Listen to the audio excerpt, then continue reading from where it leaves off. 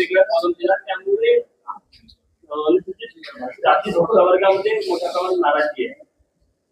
बघा, या प्रकारची जी समाज कल्याण विभागाच्या माध्यमातून त्यांच्या हॉस्टेलमध्ये विद्यार्थ्यांना भरती मिळण्याकरता जी जाहिरात काढण्यात आली आहे, ही नेहमी याच प्रकारची जाहिरात येत असते.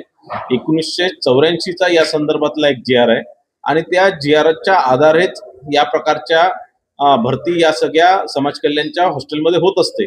आणि त्याच प्रकारची एक नवीन जाहिरात आल्यामुळे मला असं वाटतं की कुठेतरी लोकांमध्ये संभ्रम आहे. त्या सगळ्या लोकांमध्ये, ज्या लोकांमध्ये संभ्रम आहे, त्यांनी 1984चा जी आर वाचून घ्यावा. संजय राऊत बोलते की भाजप राष्ट्रीय निर्माण करण्यासाठी संजय राऊतला दुसरं काही काम नाही आहे. सकाळी 9 वाजता येऊन काहीतरी कोणत्या तरी विषयावर बोलण्याशिवाय त्यांना दुसरं काही काम नसल्यामुळे ते या प्रकारची टीका टिप्पणी करतात.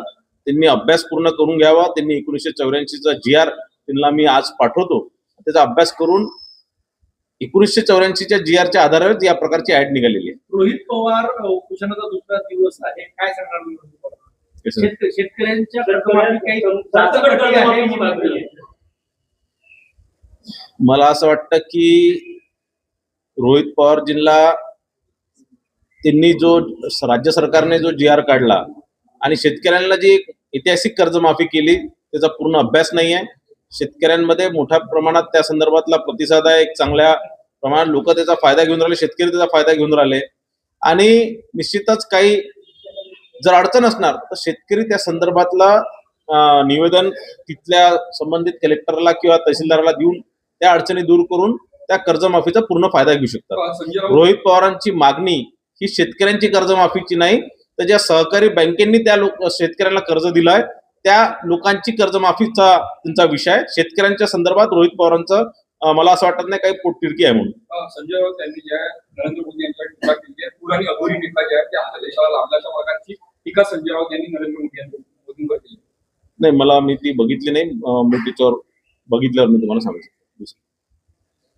विलिनीकरणासंदर्भात खूप चर्चा सुरू आहे, कशा प्रकारे बघतात? आज जवळपास हे जे सगळे तृणमूल काँग्रेस असणार, राष्ट्रवादी काँग्रेस पक्ष असणार किंवा इतर पक्ष, हे सगळे काँग्रेसमधनं त्यांच्या वेगळ्या एक विचारांनी, त्यांच्या राज्याच्या हिताच्या विचारांनी ते सगळे बाहेर पडले होते. कुठेतरी तेही काँग्रेस सोबतच काँग्रेसच्याच विचारधारात सामील करून देश लुटाचा जो विचार त्यांच्या मनात आला आणि त्यानंतर त्यांची अवगती झाली आणि आज त्यांच्या राज्यांमध्ये त्यांना नाकारण्यात आलेलं आहे. आणि म्हणून मला असं वाटतं त्यांचा विचार होत असणार कोणत्या पक्षात परत काँग्रेसमध्ये विलीन होण्याचा.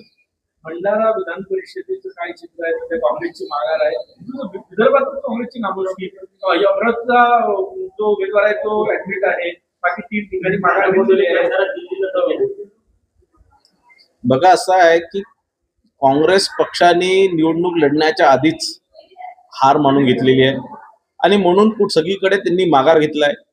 गटातटात विभाजलेला काँग्रेस आज कोणतीही निवडणूक लढण्यास असमर्थ आहे आणि म्हणून त्यांच्या गटाचे भांडणं ते दूर करूनच ती निवडणूक लढू शकतात असं त्यांची खात्री आहे. आणि गटाचे जोपर्यंत भांडणं संपत नाही तोपर्यंत निवडणूक लढायची नाही असं मला असं वाटतं काँग्रेस पक्षाच्या नेत्यांनी ठरवलेलं आहे.